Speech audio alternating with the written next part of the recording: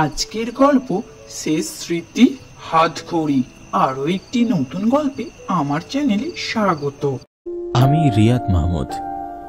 আজ রাতটি আমার কাছে সব থেকে বেশি কষ্টের, কারণ আমার প্রাণপ্রিয় দাদির অসুস্থতার কথা শুনে শহর থেকে গ্রামে এসেছি আজ, কিন্তু এসেও শেষ রক্ষা করতে পারলাম না। দাদির লাশ কবর দিয়ে বাড়ি ফিরছি। অন্যরা আমার আগে মাটি দিয়ে চলে গিয়েছে বাড়িতে, কিন্তু আমি শুধু বসেছিলাম দাদির কবরের পাশে। মেঘের গর্জন শুনে বুঝতে পারছি যে কোনো সময় বৃষ্টি নামতে পারে। তাই বাড়ির পথে রওনা হয়েছি, নয়তো ইচ্ছে ছিল দাদির পাশে আরো কিছুক্ষণ বসে থাকব। সন্ধ্যায় লাশ কবর দিলেও এখন রাত হয়ে গেছে। আমি একা রাস্তা দিয়ে হেঁটে যাচ্ছি, দুপাশে সারি সারি গাছপালা। এখন রাত কটা বাজে তা জানার জন্য যখনই হাতের দিকে তাকালাম, তখনই লক্ষ্য করি আমার পছন্দের হাত ঘড়িটি আমার হাতে নেই। কি কাণ্ড! ঘড়িটা কোথায় গেল? ঘড়িটি আমার খুবই পছন্দের ছিল। ঘড়িটি আমার দাদার দেওয়া শেষ স্মৃতি ছিল। ঘড়িটি না পেয়ে আমি রাস্তার মাঝে দাঁড়িয়ে পড়ি। বুঝতে পারছিলাম না ঘড়িটি কোথায় পড়ে আছে।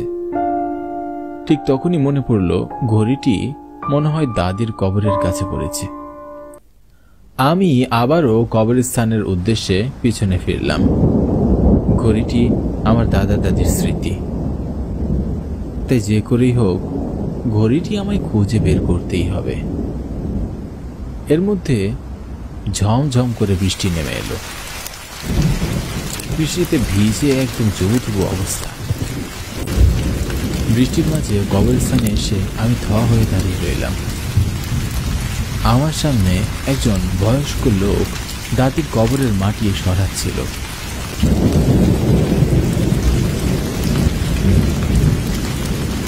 লোকটি আসলে কি করতে চায় সেটা বোঝার জন্য। বুঝতে পারছিলাম না লোকটি আসলে লাশ চোর নাকি অন্য কিছু। এমন বৃদ্ধ বয়সে লোকটি লাশ চুরি করবে ঠিকই, কিন্তু এবার আর দাঁড়িয়ে থাকতে পারলাম না। লোকটি এবার আমার দাদির কবর থেকে তার লাশটি তুলেছে। ঘটনাটা দেখে আমার মাথা ঘুরে যাওয়ার উপক্রম হলো। লোকটাকে দেখে কিছুতেই আমার স্বাভাবিক মনে হচ্ছে না। কোনো স্বাভাবিক লোক এই ঝড় বৃষ্টির রাতে লাশ তো নিতে পারে না। আমার মনের মধ্যে হাজারো প্রশ্ন জমা হচ্ছিল। দাদির লাশের সাথে কি করতে যাচ্ছে লোকটা? এদিকে লোকটার কাছে যাওয়ারও সাহস হচ্ছিল না, কিন্তু এভাবে চুপ করে থাকাটাও তো ঠিক হচ্ছে না। তাই মনে কিছু সাহস নিয়ে আমি লোকটার দিকে এগিয়ে গেলাম। তখনই লোকটির বলা কথাগুলো আমার কানে ভেসে আসলো। আমার হাতের মুঠো আমায় দে সব শক্তি, করবে আমায় সবাই ভক্তি। লোকটি বিড়বিড় করে কি সব যেন করছে। লোকটির কথার আগামাথা কিছুই বুঝতে পারছি না। হঠাৎ আমার দাদির চিৎকারের শব্দ কানে ভেসে আসলো।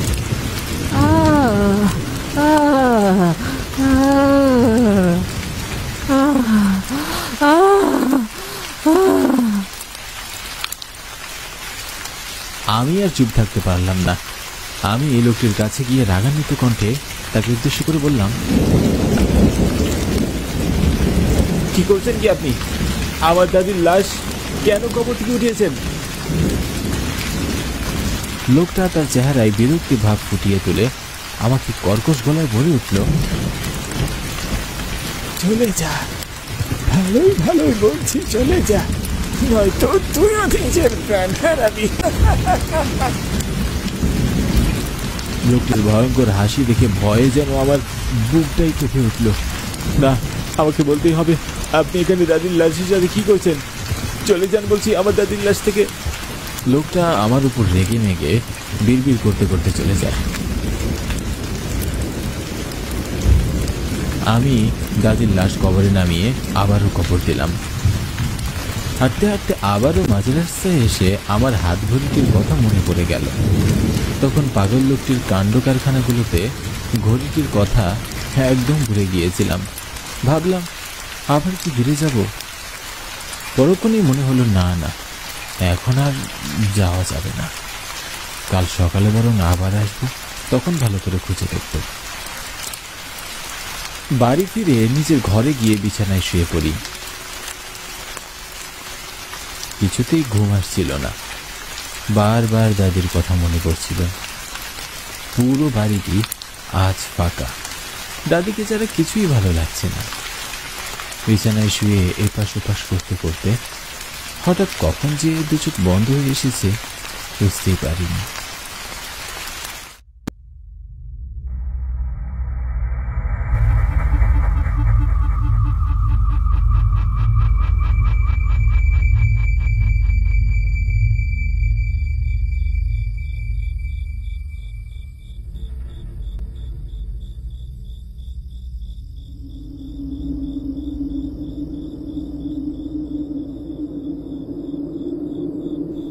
ছেড়ে দাও আমাকে, ছেড়ে দাও।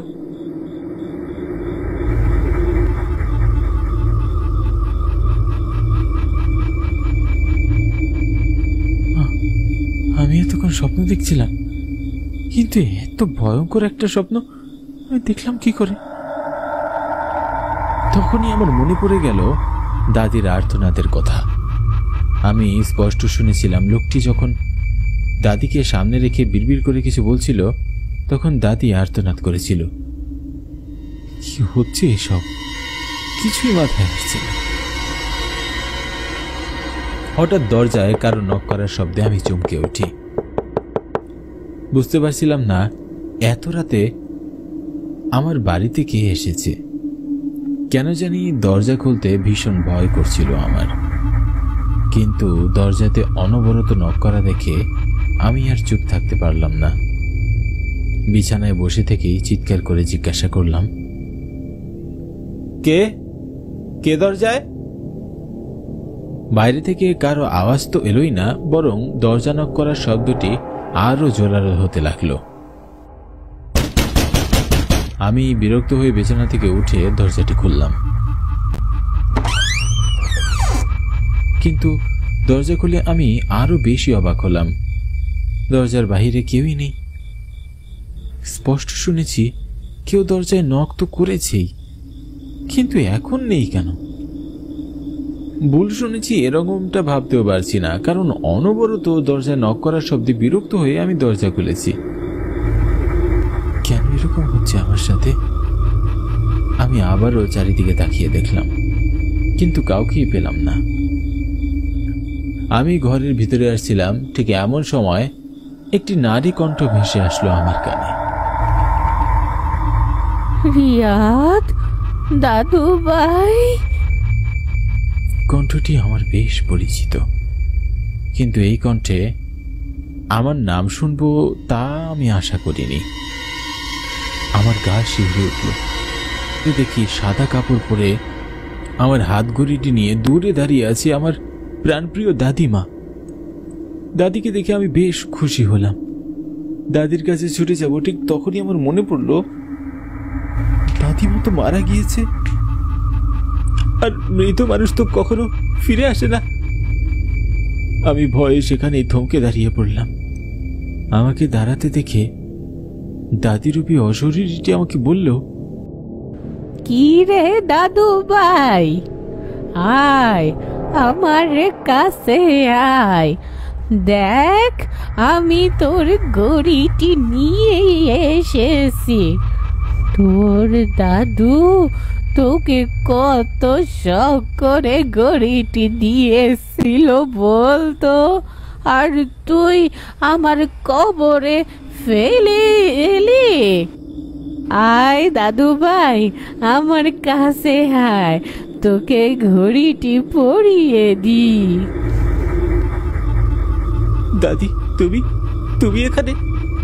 কিন্তু এটা কি করে সম্ভব? তুমি তো মারা গেছো, তাই না? না না, আমি তোমার কাছে যাব না। আমার কথা শুনে দাদি ভীষণ রেগে গেল। তার চোখ দুটো লাল হয়ে গেল। সে পুরুষ কণ্ঠে আমাকে বলে উঠল, আসতে তো হবেই তোকে, আমি তোকে ছেড়ে যাব না।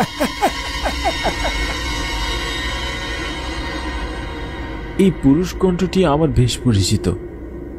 এই তো সেই পাগল লোকটির কণ্ঠ। কিন্তু এই লোকটি কিভাবে আমার দাদির রূপ ধারণ করলো? আমি ভয়ে কি করব কিছুই বুঝে উঠতে পারছিলাম না। আমি দরজাটি বন্ধ করে দিই, কিন্তু তাতেও কোনো নিস্তার নেই। অশরীরই আমার ঘরের দরজা জোরে জোরে ধাক্কাতে লাগলো। খুললাতে দরজা, আমি তোরে জানুম না, তোরে আমি জানুম না। প্রায় অনেকক্ষণ যাবৎ দরজা ধাক্কাধাক্কির পরে সবকিছু নিস্তব্ধ হয়ে গেল।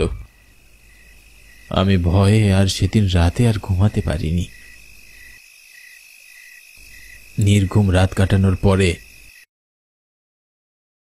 পরের দিন ভোরবেলা আলো ফুটতেই আমি চলে যাই আমাদের এলাকার বড় মৌলভী সাহেবের কাছে কাল রাতের সব ঘটনা তাকে জানাতে। মৌলানা সাহেবকে রাতের সব ঘটনা আমি খুলে বলি। সবকিছু শুনে তিনি বললেন, তুমি অনেক বড় বিপদ থেকে রক্ষা পেয়েছ, কারণ রাতে তুমি এক দুষ্ট জিনের খপ্পরে পড়েছিলে। পরের বার তুমি যদি দরজাটি খুলতে, তাহলে আজ হয়তো তুমি আমার সামনে আর দাঁড়িয়ে থাকতে পারতে না। এরপর হুজুর আমাকে কিছু পানি পরিয়ে দিলেন আর আমার শরীরে একটি তাবিজ দিয়ে বললেন, রাতে কেউ ডাকলে আমি যেন আর সাড়া না দিই, আর সম্ভব হলে রাতে কাউকে সঙ্গে নিয়ে যাতে ঘুমাই। এর 2 দিন পরে আমি শহরে ফিরে আসি। আমার আর কোনো সমস্যা হয়নি তারপর থেকে।